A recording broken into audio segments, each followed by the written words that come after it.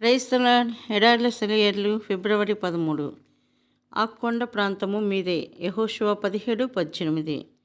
ఉన్నతమైన ప్రదేశాల్లో నీకు చోటు ఎప్పుడూ ఉంటుంది. లోయ ప్రాంతాల్లో కనానీయులు ఉన్నప్పుడు నిన్ను వాళ్ళు తమ ఇనపరథాలతో అడ్డగించినప్పుడు కొండలపైకి వెళ్ళండి. ఎత్తైన ప్రదేశాలను ఆక్రమించుకోండి.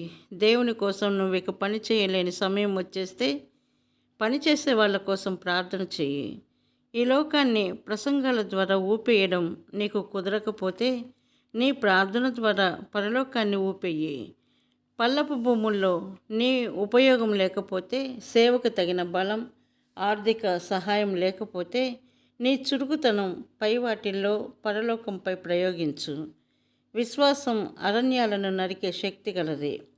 కొండ ప్రాంతాలు నివాసానికి ఎంత శ్రేష్టమైనవో తెలిసినప్పటికీ అరణ్యాలు నిండిన ఆ కొండల్ని నివాసయోగ్యంగా చేయడానికి, ఆ అడవుల్ని నరకడానికి యోసేపు సంతానానికి ధైర్యం చాలేది కాదు.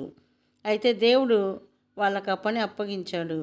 వాళ్ళ శక్తి ఆ పనికి సరిపోతుందన్నాడు. అరణ్యాలు నిండిన ఆ కొండల్లాగా మనకి దేవుడు కేటాయించే పనులన్నీ అసాధ్యంగానే కనిపిస్తాయి. అవి మనల్ని హేళన చేయడానికి కాదు కానీ మనల్ని ఘనకార్యాలకి పురుకొల్పడానికే. దేవుడు తన సన్నిధి శక్తిని మనలో నింపకపోతే మనకి కార్యాలు అసాధ్యమే. విశ్వాస సహిత ప్రార్థనకి జవాబుగా దేవుడు ఏమేమి చేయగలడు అన్నది మనకి తెలియడానికే ఇబ్బందులు వస్తాయి. లోయలో నువ్వు ఉండలేకపోతున్నావా? కొండల్లోకి వెళ్ళి నివసించు. బండరాళ్ళలో నుండి కొండతేనె సంపాదించుకో.